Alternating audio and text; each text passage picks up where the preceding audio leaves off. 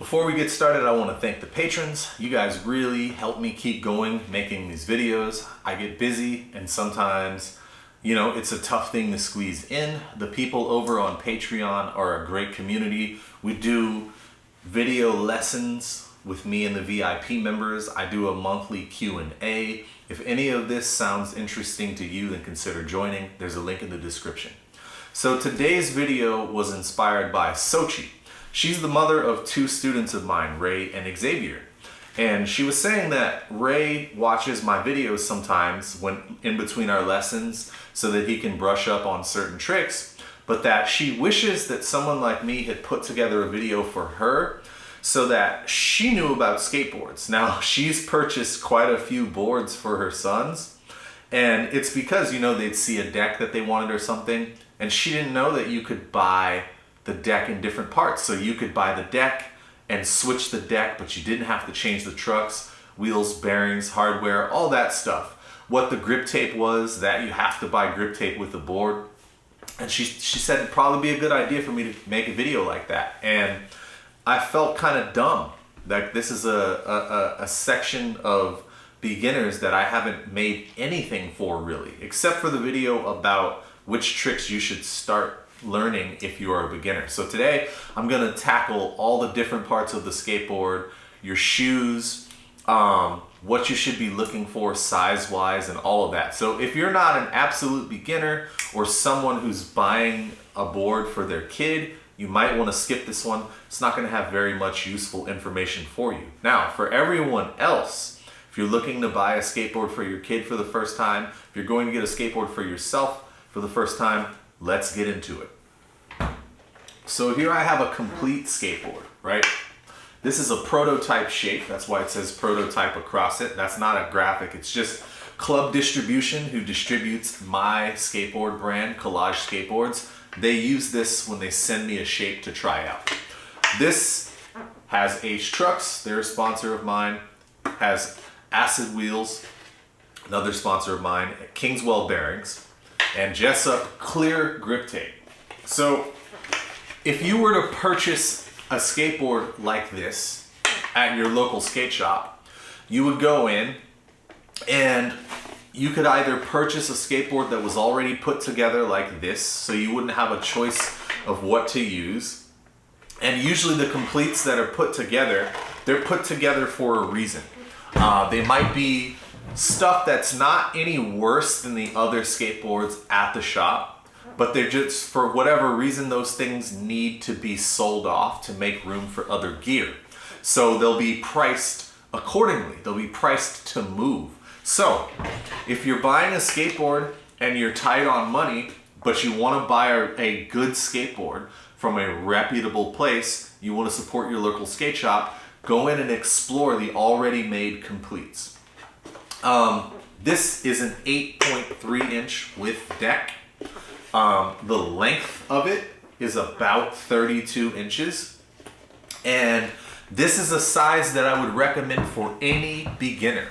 The first and most important thing that I want to say, and I've been teaching lessons to beginners, not just beginners, but a lot of beginners for 11 years now. And one of the worst things that happens is when someone brings in their kid, about 5 or 6 years old, they've already got them a skateboard, and it's one of those mini decks. Now in the 90s, when I started skating, this was the prevailing wisdom, that small people should skate small skateboards. But in the 90s, a person my size would skate a 7.5 inch deck or a 7 3/4 inch deck. And today you find almost no one skating decks that size. What we know is that your deck should be a lot bigger than we thought. And there's a reason for that. And that reason is stability and comfort, right? When you're trying to do skateboarding tricks and when you're trying to learn, you want to be as comfortable as possible. And this has different requirements for people at different stages of skating. But for a beginner, the most important thing is that they're going to be able to stand on their board, push, and roll comfortably. And so even with a 5, 6, 7-year-old kid, I found that if they have a deck that's at least 8 inches, they're going to be comfortable. But in the early beginning stages, the longer and wider the better, because I teach that you should have a pretty wide base on your skateboard. And that's helped a lot of my kids get much more comfortable.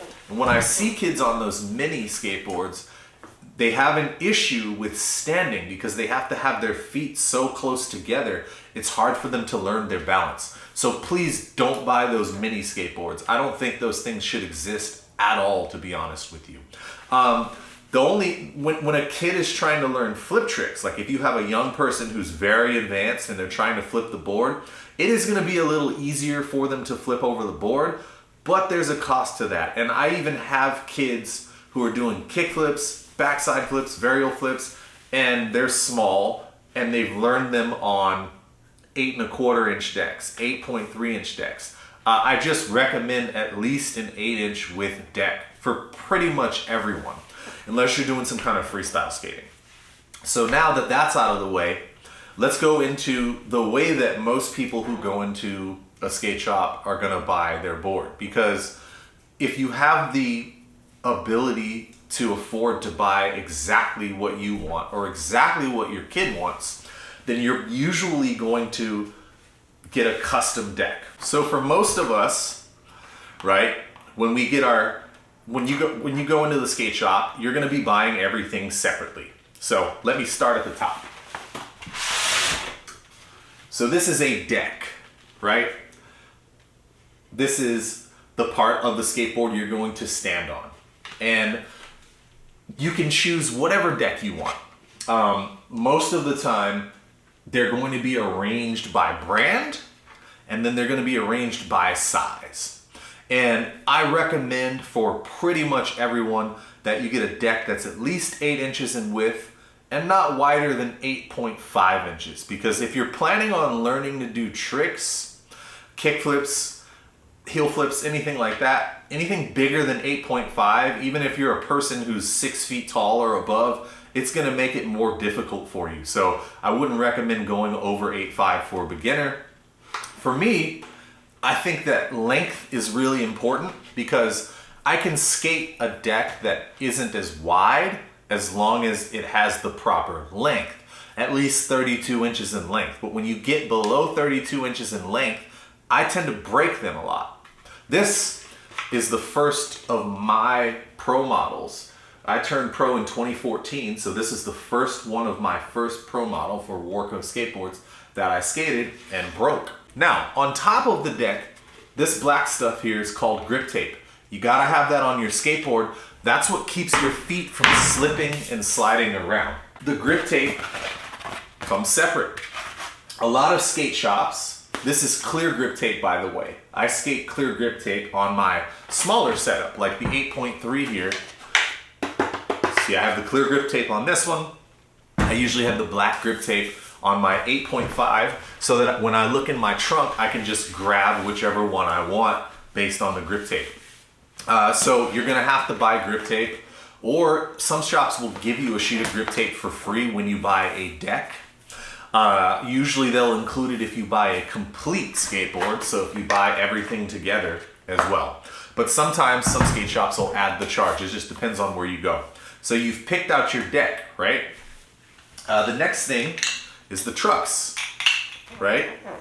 So based on the size of your skateboard, you're going to have to pick a size of truck. Now these are Ace Trucks. They are a sponsor of mine as well. Ace Trucks has a different sizing scale from other truck companies. They all have their own unique sizes.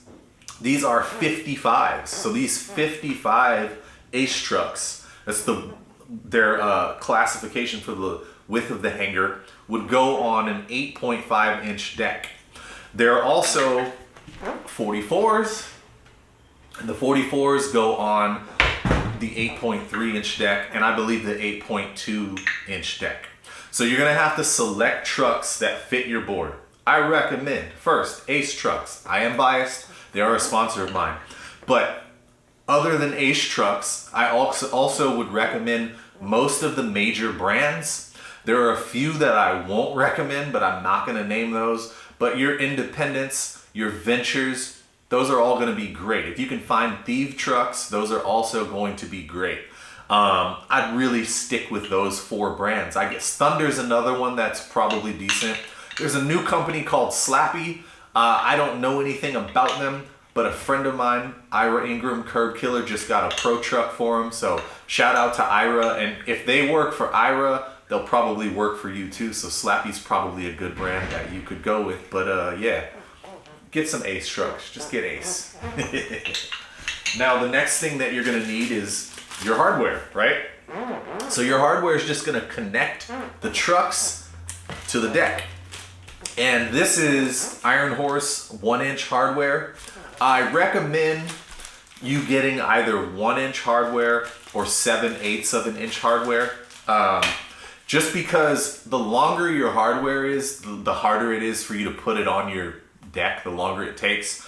And if you or the child the board is being bought for is going to be changing out decks and things like that, you want to be able to do it quickly. So yeah, either 1-inch or 7/8 of an inch, I try to get when I can.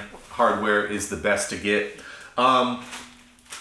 This is actually the Phillips head hardware. I recommend Allen key hardware because it's just easier to deal with unless you're going to be using a drill. If you're going to be changing your board with a drill, then obviously the Phillips is going to be easier, or it doesn't matter. But if you're going to be changing it by hand, or your kid's going to be changing it by hand, the Allen key hardware is just much easier to use in my opinion. Also, Ace Trucks makes hardware that has a spline in the top of it so that it'll lock into the top of your deck. If you can get hardware that's locking hardware, or even hammer in hardware that hammers into your board and then you screw it on, I recommend that stuff. It's amazing. So now you've got your deck, you've got your grip tape on the deck, you've got your trucks. Next thing you need is your wheels, right? So these are Acid wheels, another sponsor of mine, shout out to Acid. And these are 55mm wheels. And they are on the wider side. So wheels come in different sizes. They go by millimeters. The smaller wheels are going to be like your 50mm, and today I think people are even skating like 48 and 49mm wheels again. Your mid wheels are going to be like 54, 55, 56, and then you're going to get up to your big giant guys like 58s and 60s. For a beginner, I recommend about 54 or 55mm wheels. This is a good all-around size. And it's not going to make it difficult for your kid to skate. When they ollie, it's not going to be too heavy on the board. And if you go smaller than this, cracks and little pebbles on the ground are going to present an issue. So I wouldn't recommend that a beginner goes below 54mm, and I wouldn't recommend that they go over 55. So really 54, 55, you're going to be good. You want the wheels to be hard. And the reason you want the wheels to be hard is soft wheels are great at the absolute beginning because they're bouncy and your kid can roll over like a pebble and sometimes certain cracks that aren't too big without falling. But once they start doing tricks, you're gonna have to buy them different wheels because those soft wheels aren't really great for landing tricks and doing tricks. So these are like 101A, I believe, on the durometer. That's like the hardest that you usually find. That's what I like. You can go a bit softer, like you could go with like a 99. That's a good in-between durometer rating. It's a little bit softer, but not so soft that it's gonna make it hard to skate.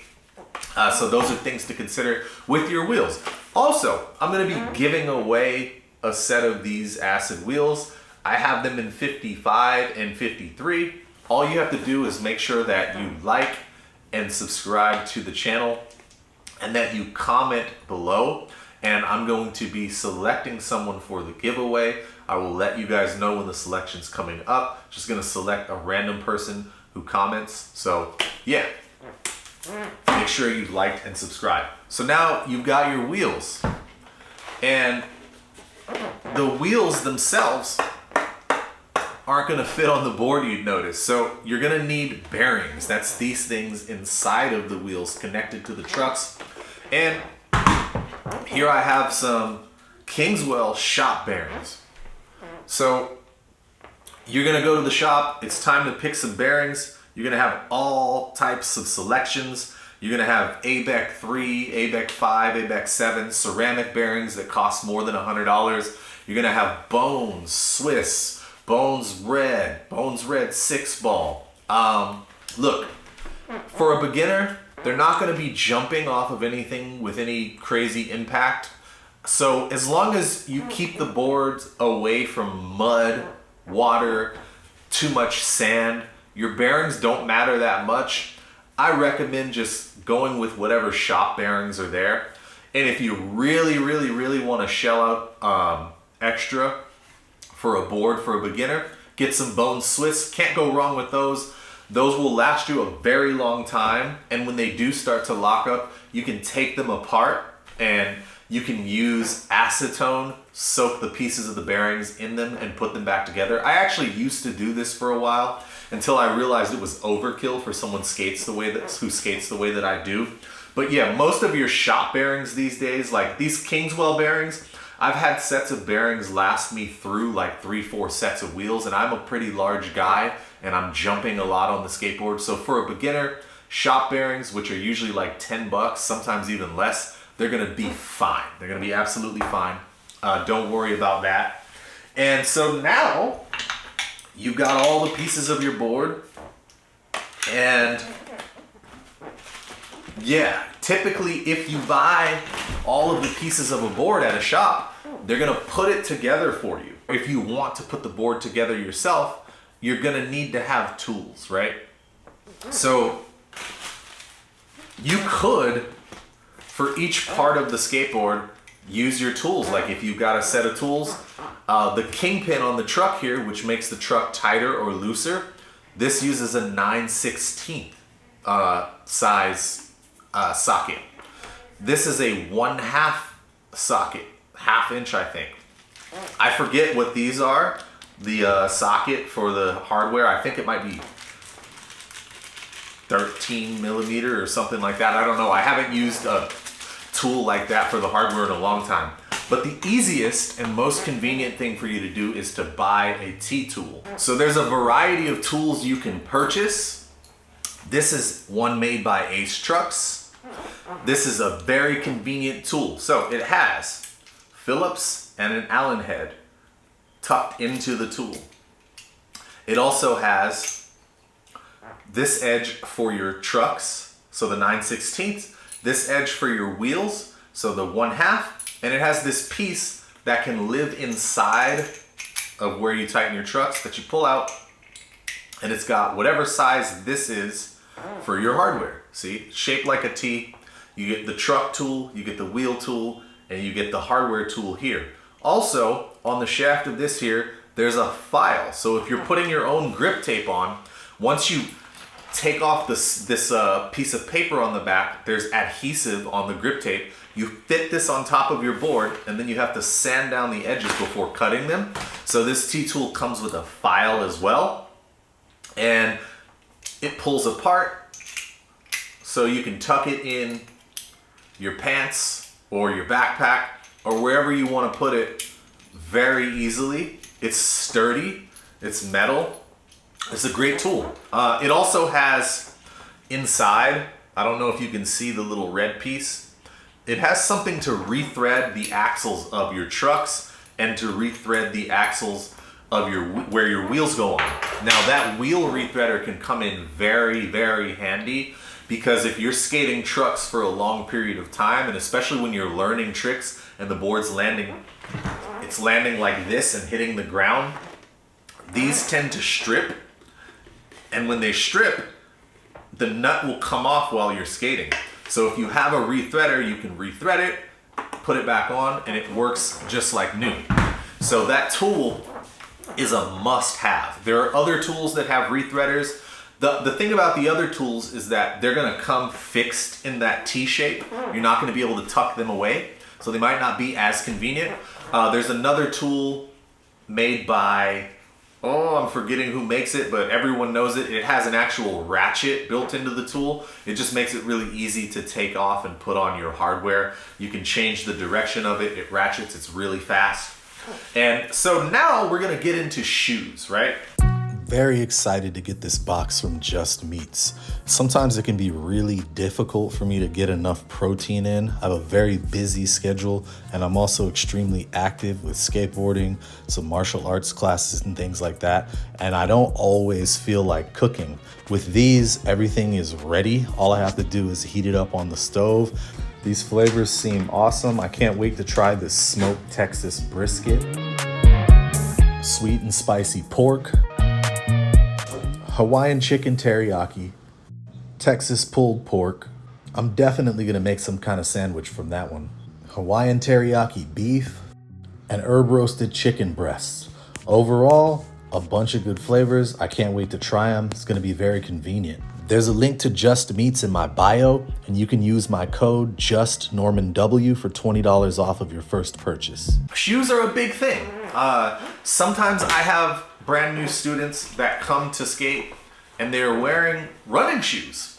And you know that running shoes and any type of open-toed shoe, any type of boot or anything like that. These are the only shoes that I don't recommend for skateboarding. Now, here's what I'll say. Everyone's gonna tell you that you've gotta get some skate shoes. And for a beginner, and even certain circumstances, that is complete baloney. So I'm fortunate enough to get shoes from Converse, right? And these are 1-star. These are skateboarding specific 1-star Pro CCs, I believe they're called.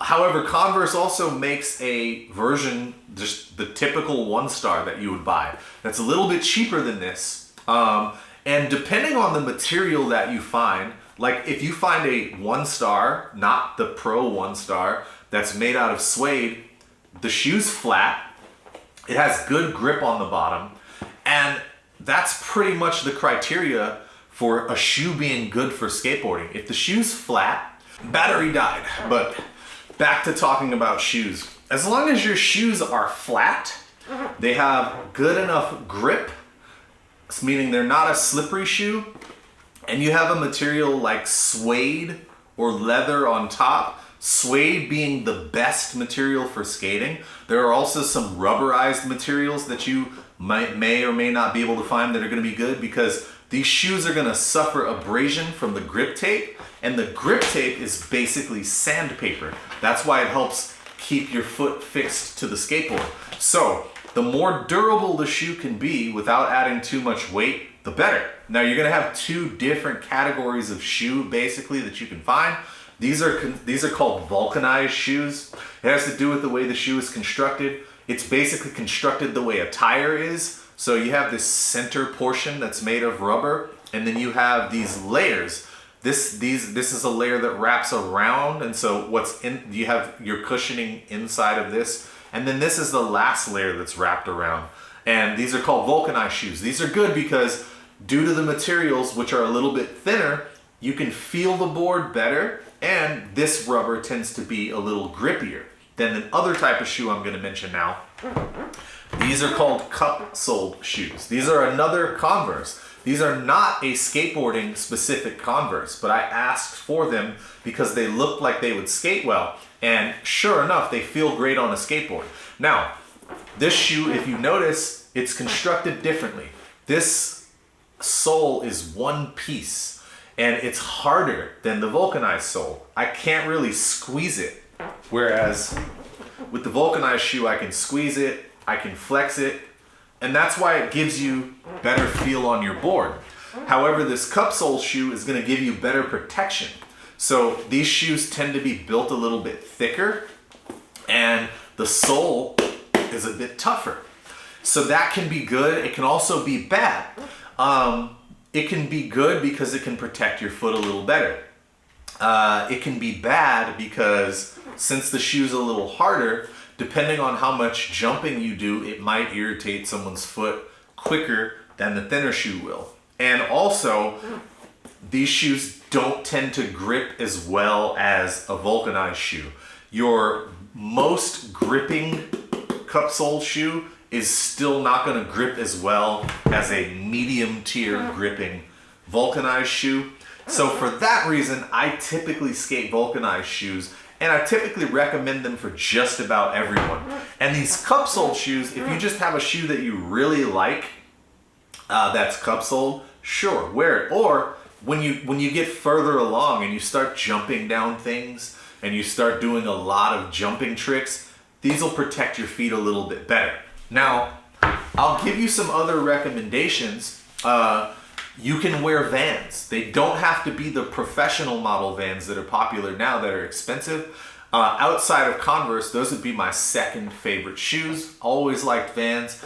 I wore the slip-ons a lot, but you got to be careful with the canvas slip-ons because the canvas slip-ons will rip from ollies. So if you can find Vans slip-ons or Vans skate highs or any model of flat-bottomed Vans, those are going to work. Another one that I would say is great. There was a time where I got shoes from Puma, and Puma did not make skate-specific shoes at the time. They would send us a bunch of Puma suedes every month, and one of the best shoes that I've ever skated in my life.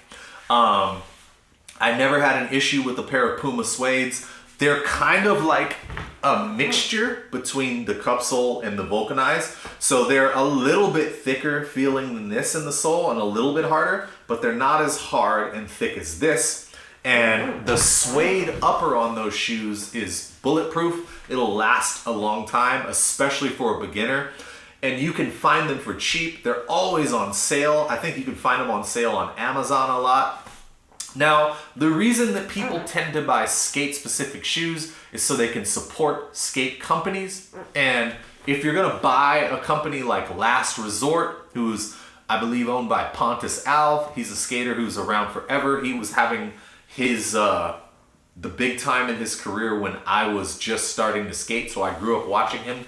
Yes, you should support people like that if you can, but if you're on a budget and you wanna find a good shoe that you can skate, you can find Puma suedes, and you can find a lot of Vans models, and even Airwalks, who used to be a skate company, but now they're like teetering. They're kind of a skate company. They're kind of not. Their ownership has bounced around for decades. You can find those cheap. Those will do just fine. And yeah, that's pretty much all I have for this video. So I hope this is informative to all of you guys that are just starting to skate and looking to buy a skateboard. And for those parents who don't know anything about skateboarding, I hope this helps you know what to buy so that you can set your kid up to succeed. A couple things that I will mention before I go. You can find online cheap completes that are put together already, and it's a crapshoot.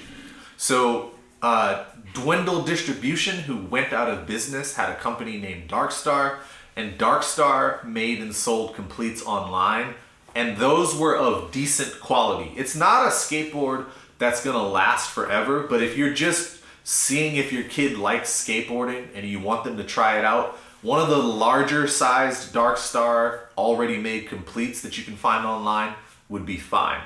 Powell skateboards, Powell Peralta, they also make already made completes.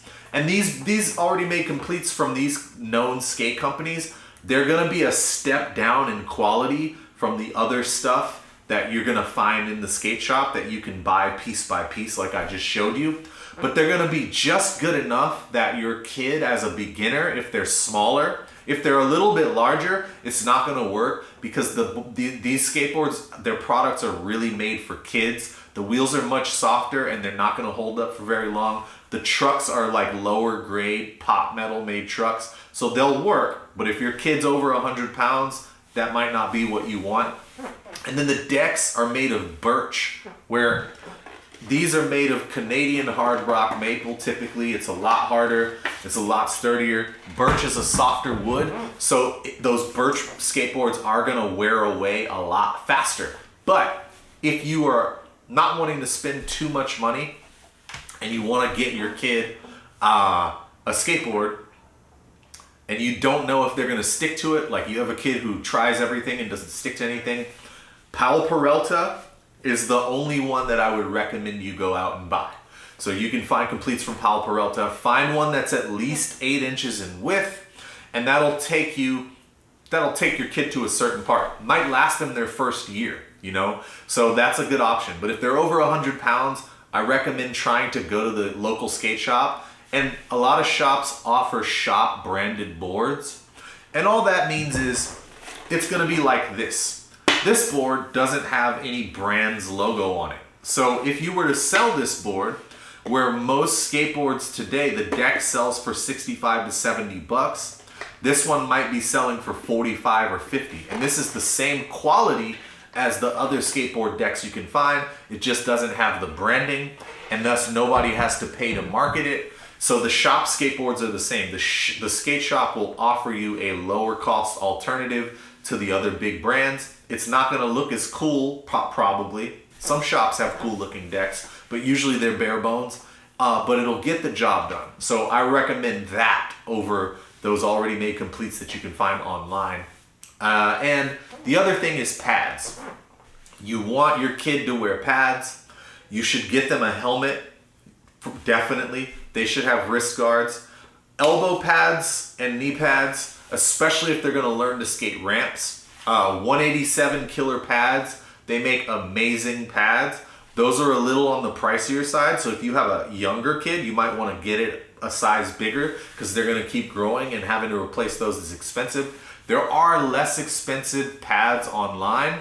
They're not going to provide as much protection, but for very young kids, they're not going to be doing things that are extremely intense in the beginning anyway. So those pads will probably get you through the first year or so before you need to get more. And when it's time to upgrade, then you can get something like a 187 killer pads. And I forget the names of the other pad companies because myself, I've never owned pads. The only thing I've ever owned is a helmet. And I've rarely worn them, but I don't recommend that for beginners. There's really no reason not to wear a helmet. I came up in a time where people didn't pay as much attention to their kids. We were just out there running wild. So yeah, if I could do it all again, I'd go back in time and make my young self wear a helmet at least. And the wrist guards as well. If you're okay with your kid taking some risk, you can choose to not have them wear the knee pads and the elbow pads, but the helmet and the wrist guard, I recommend they should always wear, because my wrist mobility is terrible as a result of breaking and spraining my wrists so many times over my 26 years of skateboarding. And for a kid who's just learning to do a fun activity, that's absolutely not necessary. Put a helmet on them, put wrist guards on them, definitely. You should have them wear the other pads too, but if they don't, if they're taking skate lessons, especially someone like me, in my 11 years of teaching skate lessons, I've never had a kid get seriously injured. I don't allow them the space where they could get injured while they're skating with me. The only injuries that I've ever had with my students have been when they're skating without me. And it was a kid not wearing pads and spraining his wrist. So get him some pads.